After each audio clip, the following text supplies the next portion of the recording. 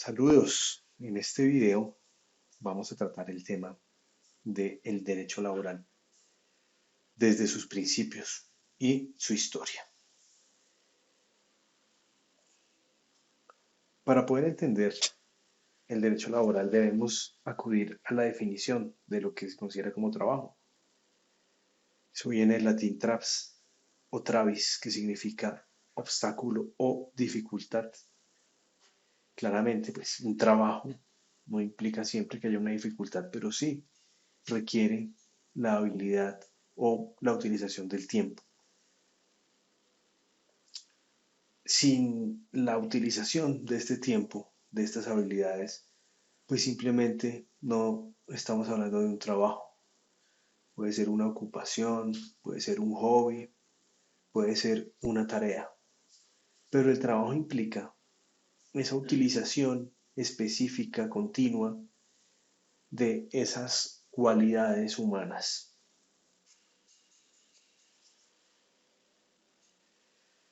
El Código Sustantivo del Trabajo, cada vez que vean las siglas CST, es Código Sustantivo del Trabajo, norma que regula las relaciones laborales en Colombia. En su artículo 5, define que es una actividad humana. ¿Qué quiere decir que sea una actividad humana libre? Que implica la labor de una persona, la utilización de su fuerza, de su intelecto, su participación personal en esa labor que se va a adelantar. Vemos otro concepto muy importante que es persona natural. Las personas naturales somos las de carne y hueso, las jurídicas, como ustedes ya saben, y si no lo saben, los invito a que vean el video de personas. Las personas jurídicas, en cambio, son ficciones, son creaciones legales, que aunque son sujetos de derechos y obligaciones, no existen físicamente. Son las mal denominadas empresas, y en realidad deberían llamarse sociedades. Cuando hablamos de trabajo, desde el punto de vista del Código Sustantivo del Trabajo, estamos hablando de personas naturales. Y aquí aparece una pregunta. ¿Qué pasa cuando se contratan los servicios de una empresa? Pues precisamente es eso. Se están contratando unos servicios que presta la empresa. Pero esos servicios no los presta una razón social, los prestan personas naturales que hacen parte de esa sociedad, que hacen parte de esa empresa, de ese negocio. Cuando estamos en nuestra casa y solicitamos el servicio a la empresa de mantenimientos de lavadoras, no va a llegar un ente que es la empresa, no, va a enviar a un trabajador, a un empleado, que claramente va a ser una persona natural, que va a ser la persona que va a adelantar el trabajo de hacer el mantenimiento o el arreglo a nuestro electrodoméstico. Por eso, siempre que hablemos de trabajo, vamos a hablar de personas naturales. Una persona jurídica está imposibilitada prácticamente de realizar un trabajo. Y algo también importante en esta definición del artículo 5 del Código Sustantivo del Trabajo es que puede ser cualquiera su finalidad. ¿A qué hace referencia a esto? Que cualquier persona puede trabajar en lo que quiera, o en lo que sea competente o en lo que sea capaz, pero debemos ser claros en que esa labor debe estar permitida por la ley, debe ser legal. Si un delincuente quiere contratar a otro delincuente para matar a una persona, no le va a hacer un contrato laboral, porque esa actividad está en contra de las normas nacionales e internacionales. En cambio, si va a contratar a una persona, el mismo delincuente, va a contratar a una persona para que le limpie sus armas, la limpieza de armas no está prohibida por la ley. Ahora bien, ¿será que el dueño de las armas está cometiendo alguna ilegalidad? Pues en el caso del delincuente probablemente sí. Pero ¿qué pasa si es un coleccionista de armas? Al ser un coleccionista, su actividad es lícita y pues el mantenimiento de las armas también lo es.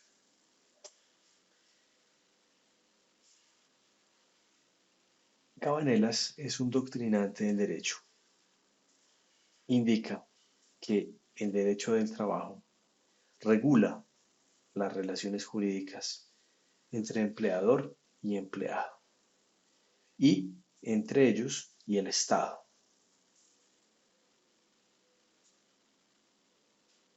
Francisco de Ferrari dice que el derecho de trabajo son unas normas, es un conjunto de normas que regulan esas relaciones que aparecen de una prestación pagada o remunerada de un servicio, donde hay una dirección, es decir, una persona dirige a otra.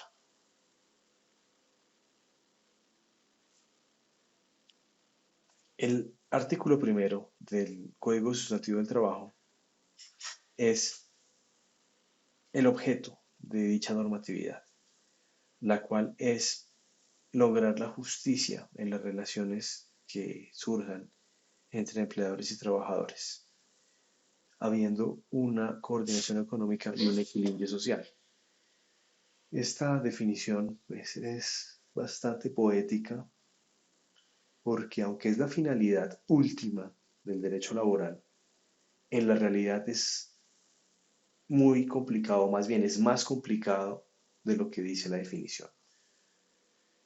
Porque la coordinación económica y el equilibrio social es diferente para cada una de las personas, para cada grupo social, para cada grupo cultural. En Japón, la coordinación económica y el equilibrio social en cuanto al trabajo está enfocado a que las personas deben trabajar lo más que puedan. En países tropicales y del Caribe, la coordinación económica y equilibrio social es poder sobrevivir económicamente y que la gente tenga un trabajo que le permita vivir. Vean la diferencia de conceptos, de concepciones que se tienen según el lugar en donde hablemos de esa coordinación económica y ese equilibrio social. En este cuadro podemos observar cómo se clasifica el trabajo. Primero, de acuerdo a la persona que lo ejecuta, es decir, el trabajador, y de acuerdo al sujeto al que se le atribuye el producto de la actividad, es decir, al empleador. El trabajador, a su vez, está separado, dividido en dos clasificaciones. El trabajador intelectual, quien utiliza mayormente sus capacidades mentales, mientras que está la otra clasificación del trabajador según el trabajo físico o manual, donde predomina la parte física, ¿sí? La intervención del cuerpo del trabajador.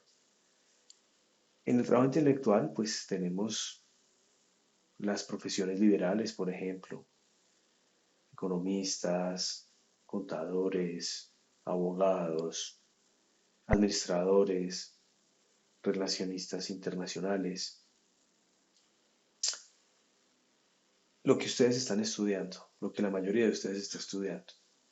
Ciencias donde lo que prima es el racionamiento, la utilización de los conocimientos. Mientras que un trabajador de trabajo físico es aquel que depende casi que exclusivamente de su capacidad física. Un obrero, un futbolista, un jardinero, personas que necesitan de su cuerpo para poder trabajar. Y me refiero a que necesitan de su cuerpo es porque a través de él es que desarrollan esos trabajos que les son asignados por el empleador. Si a un economista el empleador lo contrata para que haga tintos, pues probablemente ahí no está ejerciendo su labor de economista y se vuelva en un trabajador físico. O si a un obrero que es muy bueno en su trabajo y se va capacitando, lo van subiendo de cargo y termina siendo jefe de obra, pues al ser jefe de obra ya está utilizando más su intelecto que su parte física, porque ya ese obrero no está pegando ladrillo, no está levantando muros, está dando órdenes, está organizando la obra. Ahí mutó la forma como estaba trabajando. Ahora bien, la clasificación de los empleadores. También puede ser por cuenta propia o por cuenta ajena. ¿Qué es el trabajo por cuenta propia?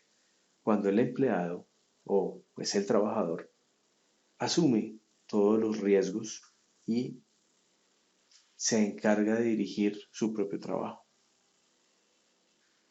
Sobre todo cuando el producto de dicho trabajo recae únicamente para él. Mientras que cuando se trabaja por cuenta ajena es cuando los frutos obtenidos en el trabajo llegan, recaen al bolsillo del empleador.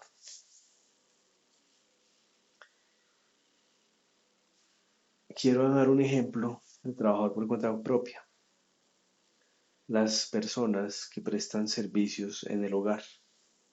Esas personas siguen las órdenes del empleador, que es el dueño del hogar, pero el dinero llega directamente al trabajador.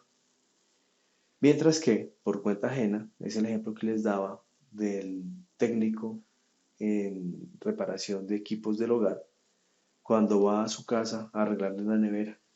Él está representando a su empleador y ustedes le pagan es al empleador de él. Ya la relación laboral entre el empleador y el empleado nada tiene que ver con el que está entregando el dinero.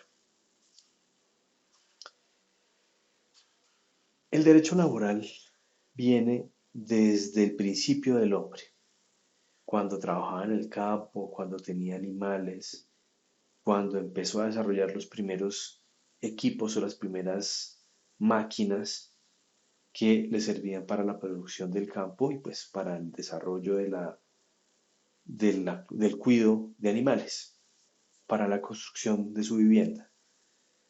Porque llegó un momento en el que las personas empezaron a especializarse en ciertas labores y pues por esa razón tenían un mayor conocimiento, una mayor habilidad y eso los hacía más apetecibles, si se puede decir, en su ramo en la sociedad. Y estamos hablando de tiempos bastante alejados de la actualidad. Hubo acontecimientos muy importantes que desarrollaron el derecho laboral moderno. Por ejemplo, tenemos la industrialización en los años 1800, donde la creación de las máquinas demostró que las personas adelantan labores físicas y labores intelectuales muy importantes para el desarrollo de la sociedad. Además, con la industrialización quedó protagonista aquel personaje que se encargaba de manipular la máquina y también aquel personaje que se encargaba de hacerle mantenimiento o reparar la máquina.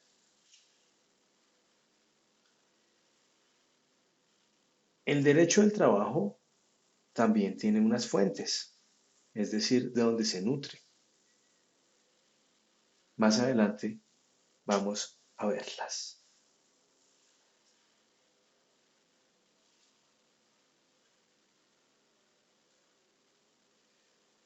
Por otro lado, siguiendo con el tema histórico, la iglesia influyó muchísimo en el desarrollo del trabajo moderno, porque primero buscaba con su discurso hacer que la gente se preocupara por trabajar, para producir en la sociedad, para integrarse a la sociedad. Y por otro lado, también buscaba o busca concientizar al empleador de lo importante que es el tener sus empleados. Porque esa importancia no solamente radica en dar el empleo, sino en ser justo con el empleado y pagar la remuneración directamente relacionada con la labor que hace el empleado en el tiempo justo y proteger al empleado en su trabajo. En el año de 1789 se dio la Revolución Francesa y ahí hubo un cambio drástico en el tema del derecho al trabajo y del trabajo. Porque antes de la Revolución Francesa veíamos una especie de feudalismo desarrollado en monarquía, donde los empleados eran súbditos de quien daba las órdenes. Y esos súbditos trabajaban para sobrevivir. Con la Revolución Francesa, donde quienes la impulsaron fueron los gremios, fueron las personas que tenían los medios de producción, se empezó a dar protagonismo al empleado, a la persona que trabajaba, a quien utilizaba los medios de producción para generar riqueza. Y pues allí empezaron a nacer los derechos de los trabajadores. Pero pues estamos hablando de un nacimiento poco visible, pero ahí podemos decir que fue el momento en el que empezó a gestarse el derecho laboral y el derecho al trabajo. Ya en 1800 empezó la revolución industrial allá en Inglaterra y eso trajo como consecuencia la implementación de la tecnología y las máquinas que reemplazaban a cierta cantidad de trabajadores, porque las máquinas, primero, no necesitaban descanso, segundo, trabajaban sin parar, tercero, trabajaban más rápido y más eficientemente. Entonces las personas empezaron a verse desplazadas por la tecnología. Y pues es importante que para que una sociedad funcione, las personas que hacen parte de ella tengan cómo subsistir, cómo poder avanzar y desarrollar dicha sociedad. En las constituciones de México de 1917 y de Weimar de 1919 se empezaron a introducir los derechos al trabajo porque, como les acabo de decir, el trabajo es importante para el desarrollo de una sociedad moderna. Y ya, después de la Segunda Guerra Mundial con la creación de la ONU, se empezaron a crear instituciones supranacionales, es decir, de acuerdo a muchos países y que superan a dichos países, son más soberanas que sus países, como la OIT, Organización Internacional de Trabajo. Se empezaron a crear esas instituciones precisamente para proteger el derecho al trabajo.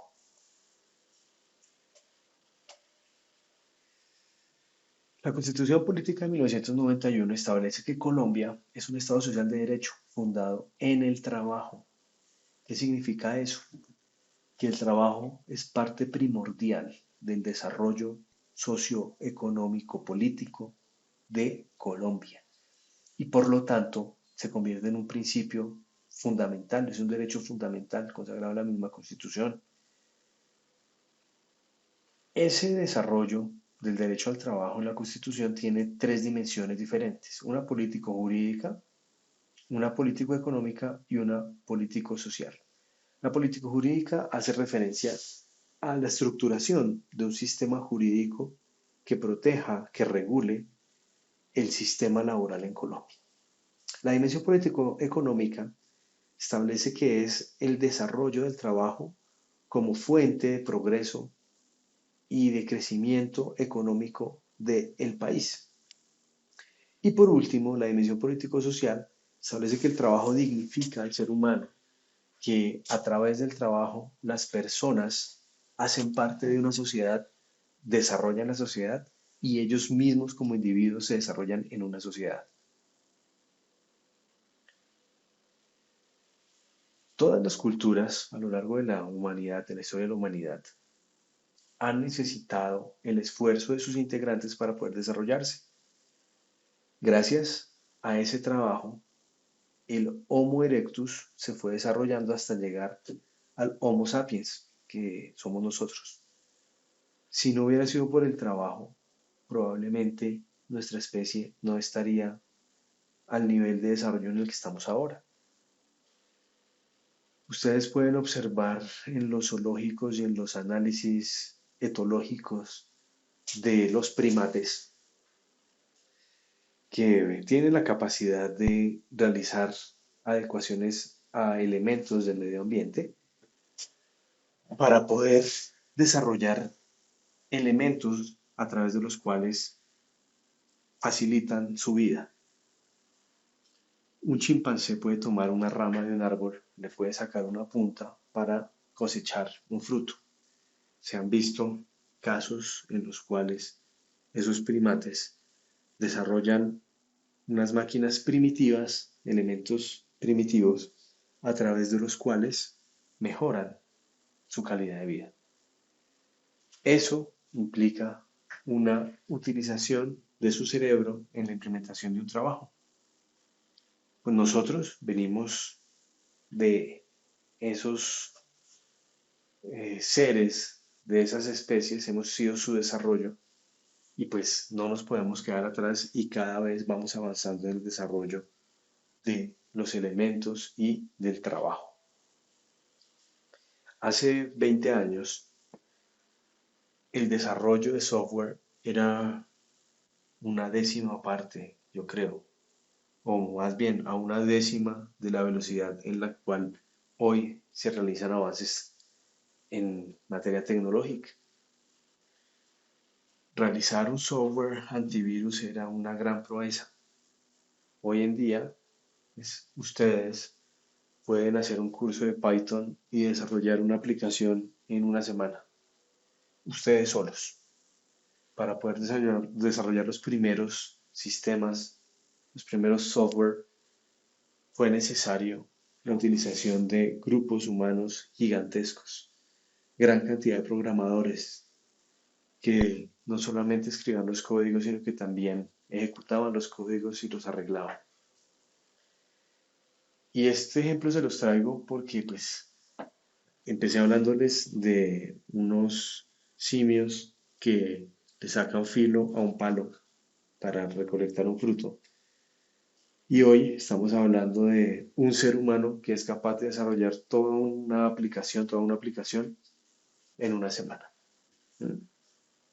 Ese trabajo nos ha desarrollado socialmente. Y siempre el trabajo va a buscar suplir necesidades, necesidades de verdad o necesidades creadas. Necesidades de verdad como el mejoramiento de la salud, la alimentación y necesidades creadas como un celular, tener el celular de última generación. Claro, eso viene de un desarrollo tecnológico, del trabajo de muchas personas. Necesidad creada porque pues hace 50 años las personas sobrevivían sin necesidad de un celular.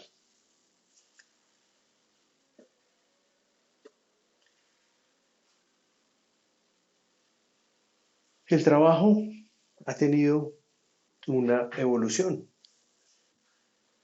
Aquí estamos hablando del trabajo en general, no del derecho del trabajo, del derecho laboral. En un principio, pues el trabajo era para el desarrollo de las primeras necesidades humanas: alimentación, salud, supervivencia. Esos grupos de personas primitivas tenían cada uno su trabajo. Había quienes cuidaban al grupo, había quienes lo alimentaban, había quienes lo curaban. Esos eran sus trabajos. Ya con la concepción, con el descubrimiento de la agricultura, los grupos humanos se asentaron en un lugar y empezaron a desarrollar los cultivos. Entonces apareció un nuevo trabajo. Ya los que alimentaban no solamente eran cazadores, sino que también eran cultivadores, quienes sembraban y cosechaban. Bueno, fue avanzando el tiempo, fueron creciendo los grupos sociales, se fueron desarrollando, hasta que llegó un hito importante en cuanto al tema del trabajo, y es la esclavitud. La esclavitud consistía en la explotación de personas quienes deberían adelantar trabajos casi siempre físicos con las mínimas garantías. En la esclavitud, los esclavos eran cuidados no por ser personas, sino por ser propiedad de el amo. Si un esclavo se moría, el amo perdía dinero. Por eso cuidaban a los esclavos. Es como tener caballos. Si al que tiene un arado gigante, donde utiliza 10 caballos, se le muere un caballo, pues recolectar la cosecha, sembrar va a ser más difícil porque hay un elemento de producción menos. Y tristemente, en la esclavitud, las personas esclavas eran concebidas como un bien más de su propietario y eran cuidadas porque pues uno cuida su propiedad. Y aquí estamos hablando de la esclavitud no de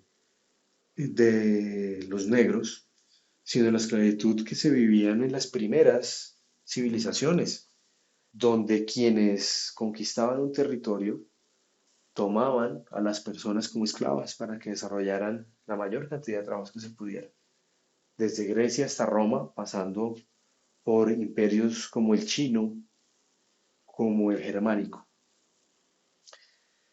Ya después viene la otra esclavitud, que es la que la mayoría de personas conocen, y es aquella que provino cuando los grandes comerciantes europeos iban a África y negociaban con los líderes de las tribus africanas, quienes vendían a las personas de su tribu. Porque algo que políticamente no es correcto saber es que esa esclavitud de los años 1490 hasta casi 1800, esa esclavitud que provenía de África, la mayor parte de esclavos eran personas vendidas por los jefes de sus tribus. El que mandaba en la tribu vendía a los comerciantes holandeses, que fueron los principales comerciantes de negros, les vendían personas de su tribu, porque pues eran los líderes. Y pues los holandeses, ¿qué hacían? Los llevaban desde África hasta donde fueran necesarios.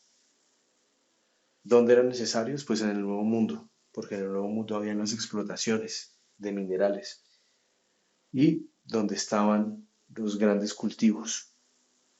Entonces los holandeses compraban en África barato y vendían caro en Estados Unidos, en Centroamérica, en Sudamérica y en Europa. Pasando de la esclavitud, cuando ya fue abolida, menos mal, una cosa totalmente horrible porque desvirtúa todos los principios de lo que estamos viendo en esta clase de derecho laboral. Cuando se acabó la esclavitud, ya empezamos a ver un derecho laboral más moderno, donde el trabajador ofrecía sus servicios, ya fueran intelectuales o físicos, a cambio de una remuneración. Ahora bien, ¿qué remuneración recibían las personas? ¿Qué tan justo era el pago?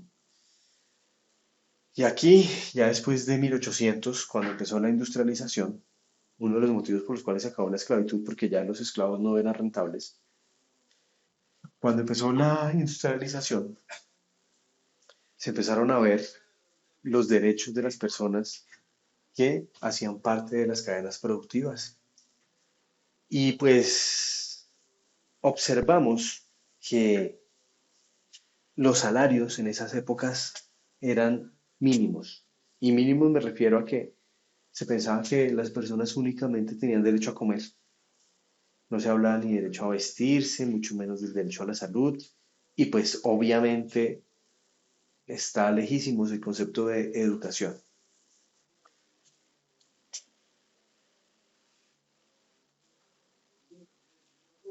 En ese proceso de producción, el hombre era quien realizaba, quien manejaba las máquinas que producían los bienes que otros hombres necesitaban. Entonces, esos salarios estaban enfocados a que el trabajador consumiera productos ofrecidos por empresas en las cuales estaban otros trabajadores y así activar la economía. Con esa revolución industrial, las máquinas se convirtieron en una herramienta muy eficiente, por lo que muchas personas fueron desplazadas de su trabajo y se empezaron a morir de hambre. Entonces se empezó a ser consciente de la importancia de una justicia laboral, no solamente para darle trabajo a más cantidad de personas, sino que ese trabajo supliera las necesidades básicas de los trabajadores. Y nació ese término del proletariado. Pero ¿cuál fue el problema? Que el trabajador necesitaba ser utilizado el mayor tiempo posible para que pudiera competir con las máquinas. Y pues había jornadas en las cuales solamente había mediodía de descanso, los turnos eran de 12 o de 16 horas y pues los empleados no tenían cómo disfrutar ese dinero que ganaban con su trabajo. Entonces se empezaron a crear movimientos que buscaban que los trabajadores no solamente fueran trabajadores, sino que también pudieran ejercer sus derechos personales, sus derechos como personas. Y se empezaron a crear los primeros grupos de personas organizadas en busca de una igualdad. Viene la Primera Guerra Mundial, donde se vio claramente la importancia del trabajo humano. Cuando había guerra, se necesitaban equipos para la guerra. ¿Y quién los hacía? Pues personas. Y las personas se dieron cuenta que empezaron a ser necesarias para que todo saliera adelante, no solamente la guerra. Con la Segunda Guerra Mundial nace la ONU y en la ONU, que es una organización donde se tratan de reunir la mayor cantidad de países del mundo para evitar que vuelva a ocurrir una guerra mundial, en la ONU se crea la Organización Internacional del Trabajo para proteger los derechos laborales del ser humano. La OIT impulsa muchos proyectos a través de los cuales se busca la dignificación humana del trabajo. Y pues gracias a todos estos movimientos se dignifica el trabajo. Y ahí tenemos movimientos como el de las mujeres en Inglaterra, que murieron en un incendio, unas mujeres que trabajaban en una fábrica de medias. Por eso se celebra el Día de la Mujer, donde ellas peleaban por tener turnos de trabajo dignos que les permitiera desenvolverse como madres, como mujeres de hogar. Tenemos la creación de los días de descanso, también gracias a movimientos obreros. Tenemos la creación de las horas extras, de las horas nocturnas, de las vacaciones. Todo esto viene de movimientos organizados que han tratado de buscar una equidad laboral. Hoy tenemos un nuevo factor que afecta el derecho laboral y es la globalización. La globalización es la utilización de medios de producción en diferentes territorios, en diferentes países. ¿Buscando qué? Buscando que se maximice la utilidad.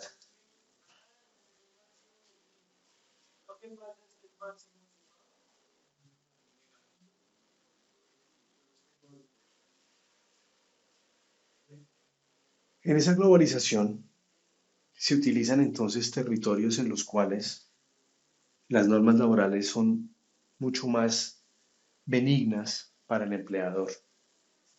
Por ejemplo, países en los cuales los salarios son mucho más inferiores o mucho menores, mejor, que en los países donde se encuentra quien está produciendo los bienes o los servicios. Por ejemplo, así empezó China. China hace 20 años, 25 años, era un país donde primero había gran cantidad de mano de obra. Al haber gran oferta de mano de obra, pues el costo de la mano de obra es mínimo. Mientras que en Estados Unidos donde pues también hay gran cantidad de mano de obra, pero no al nivel de China, y donde los costos de vida son mucho más altos, pues los salarios eran muchísimo más altos, muy diferentes a los de China. Con lo que se pagaba un empleado en Estados Unidos se podían pagar 20 o 30 empleados en China. Pues, ¿qué prefiere el que produce el bien o el que presta el servicio? Pues pagar menos, pagar una décima parte o una vigésima parte de lo que le cobra la misma persona, o pues más bien, el mismo trabajo le va a costar 20 veces menos en China que en Estados Unidos. Y actualmente vemos ese factor, vemos ese, ese efecto. En Colombia vemos que hay muchos call center que le prestan servicios internacionales a empresas que no están en Colombia, que están localizadas en países del primer mundo. ¿Y por qué es esa explosión de los call centers en nuestro país? Porque si ustedes miran cuánto vale la hora de una persona en un estado de Estados Unidos, por ejemplo en California, la hora mínima de un empleado está alrededor de los $14. Traducidos a pesos de hoy, $14 están alrededor de 50.000 pesos, mal contados. Y aquí el día de un trabajador que se gana un salario mínimo está alrededor de los 65.000 pesos. Es decir, con una hora de un trabajador en California se paga casi todo el día de un trabajador en Colombia. Entonces, ustedes dirán, ¿por qué en Colombia hay tantos call centers? Pues porque aquí a un operador que se gana un salario de 3 millones de pesos, que es un muy buen salario, es casi 3 salarios mínimos, le están pagando una octava parte de lo que les cuesta a ese mismo trabajador en un país de primer mundo. Entonces, pues tengan en cuenta que la globalización está transformando el derecho laboral. Ya las fronteras no existen. Con la tecnología podemos tener trabajadores muy lejos del lugar donde se encuentre la sede de administración de la empresa. Además, tenemos medios de comunicación mucho más avanzados. Tenemos barcos que transportan mercancías en grandes volúmenes en menos de una semana. Tenemos empresas que prestan servicios de transporte de mercancías vía aérea, donde un producto puede estar al otro lado del mundo en menos de 24 horas. Entonces, esos factores han hecho que el derecho laboral se transforme.